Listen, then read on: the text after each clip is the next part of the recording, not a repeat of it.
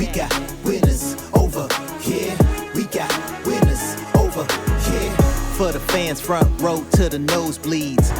Hi, my name is Rebecca Denise Thompson. I'm a writer and director, and I'm here in the streets with Tina B. What's up, you guys? In the street with Tina B, and we are in these streets, literally. We're in an undisclosed area right now, but we out here, and I got this beautiful lady right here. What is your name? Hi, my name is Rebecca Thompson. Where you from?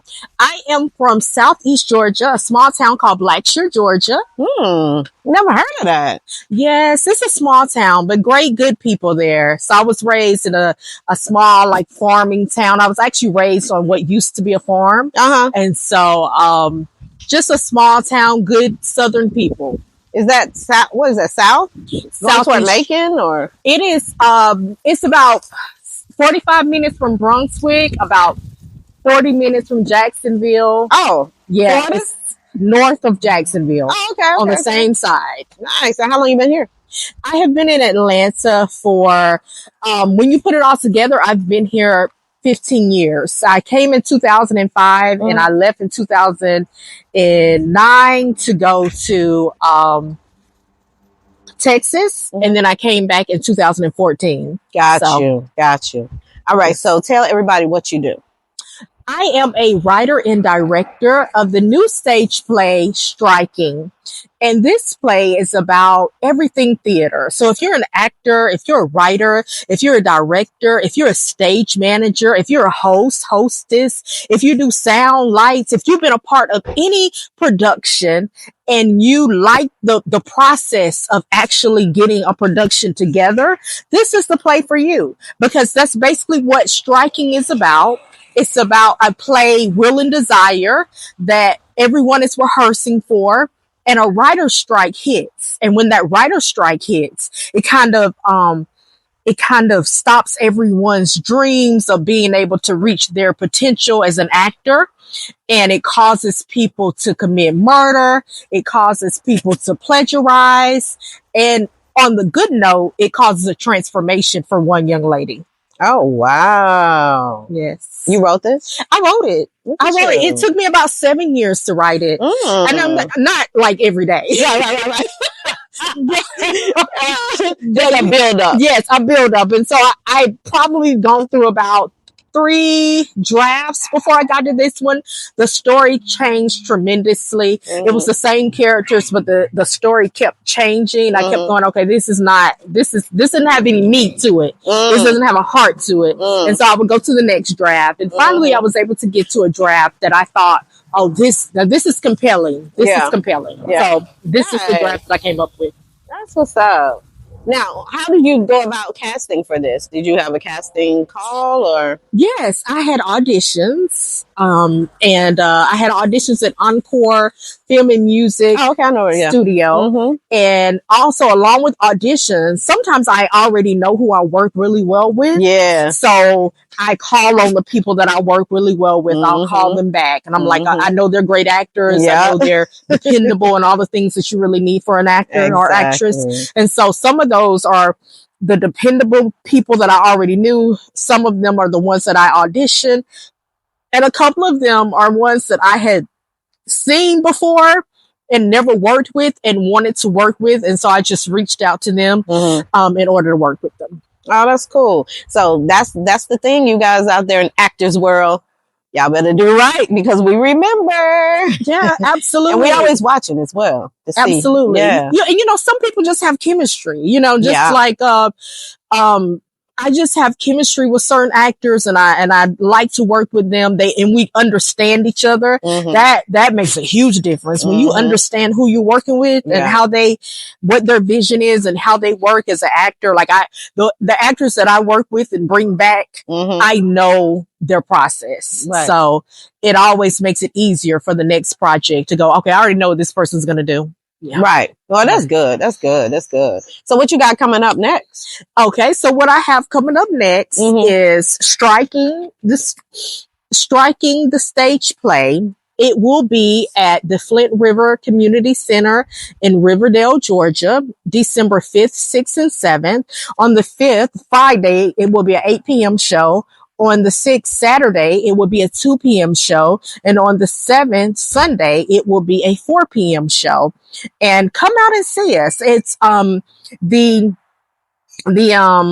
the website is strikingthestageplay.simpletix.com. So it's strikingthestageplay .simpletix.com.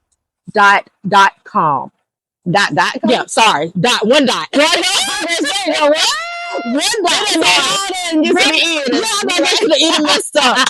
But one.com. So the tickets are on sale there. Please come out and see us. You can buy tickets online, or you can come to the come at the door and buy your tickets, and we just welcome you. And we welcome everybody. We welcome anybody that loves plays. But if you are seriously, if you're an actor or a director or a stage manager or a hostess, if you've been a part of a play, you will see yourself or somebody else in this play. It is so relatable because that's how I wrote it. I have a lot of experience in plays as a stage manager and as an actor and as a director.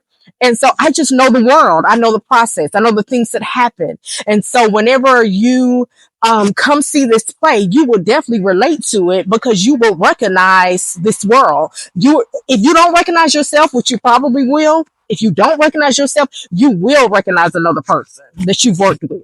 Nice. Were you ever an actor? Ever an actor? No. Actress? No? You just were you ever an actress? Well, yes. Yeah, that was my first thing. I started as an actress, like when I was a little girl, when I was 11. Oh. And I kind of took a hiatus and thought that I would never come back to it. In my 20s, I never came back to acting. And then I came back at like 29 and I started as a stage manager and ended up becoming a writer and a director. That part was I did not even see that coming. Trust me, I did not see the directing part come. But that's what makes it even greater. The fact that I didn't see it coming, I trusted a little bit more because I feel like it's the universe and my higher power of God letting me know he had things in store for me that I didn't know I had for myself. Right. And you said when you was 29, I thought you was 29 now.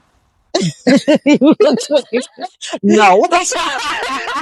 Well, you look great. Thank you. You look great. Thank you. So, you said you was from a small town. So how would you ever want to go back there and do Absolutely. I go back and visit all the time. I do production there as well, though? Do you do production there as well? No, I don't do any. I don't take my production there yet.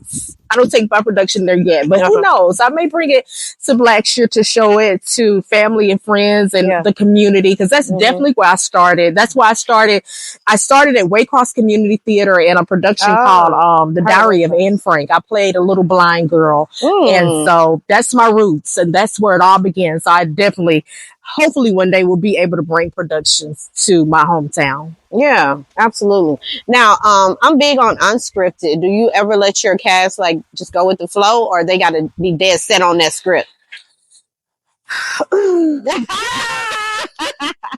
Well, because I'm a director and I really have worked hard to be a director. I didn't walk into directing knowing what I was doing. Like I had to learn how to direct. Like I would work with directors and see what they were doing, but it wasn't clicking on how to actually direct. So when I began to direct, I didn't know how to direct. I had to learn what I was doing. Like I had to go to workshops, and I had to get textbooks and study, and finally one day it clicked on how to direct. So because I put so much work into directing, and I understand that, when you have put the studying behind it and you actually figure out what directing is, you really do want your actors to kind of follow that structure. Now, at the same time, I try to give my actors leeway. It's like a half and half, It's certain things I want a certain way, And then certain things, I give them the leeway to be more flexible. And so you just kind of have to pick and choose those moments whenever you feel like, okay, this got to go this way. But over here, you can kind of ad lib, or you can kind of be more flexible and make up your own thing. And it definitely depends on the actor, because some actors aren't comfortable. They want you to tell them everything they do. They want direction in that. And then, of course, you have some actors who want to be more flexible in their acting. Mhm. But, you just kind of have to gather all the information from what it is that you're trying to communicate in this certain scene. Yeah. And so if you're trying to communicate something specific, you really do kind of want to have it directed a certain way and kind of keep to that blocking. But if you have another scene where, this is more flexible, and this, and it also has to do with the amount of people in a scene, because if you have a lot of people in a scene and you start, kind of ad-libbing and you start kind of going off record, it can get really messy quickly. Yeah, people can't remember. Yeah, well, and it's just, you got so much going on that it can just start going haywire. Gotcha. But then when you have only one or two people in a scene, that's when you're more, in my particular opinion, you're more likely to be able to go a little bit more ad-lib, a little bit more flexible, because that's hard to mess up. Gotcha. Yeah. Okay. Well, that's what's up. Well, we appreciate you being on the show. You're amazing. Thank you so much. Happy to meet you. Nice to meet you also. I've been seeing you for many, many years. I've heard such great things about you. Thank your you. modeling agency, just all the things that you're able to get done in this industry. That's so hard to do. Right. So I am so happy to meet you and grateful that you allowed me to be on your show to talk about my show. Yes. And just thank you for that. Yes. And I'm going to try to make one of those shows as ATL's High this weekend, but I'm definitely going to try to make one of those nights. Well, thank you. Absolutely. I appreciate that. Tell everybody where they can follow you. You can follow me. I am on Facebook, Rebecca Thompson. I also have a website, RebeccaDThompson.com. I'm on YouTube as Rebecca Writes, and I'm also on Instagram as Rebecca Wright. Okay. Yes. Well, there you have it, you guys. Thank you so much, Rebecca, for being on the show. It's In the Street with Tina B. Bye. For the fans, front row to the nosebleeds. We ain't stopping till they handing us the trophies.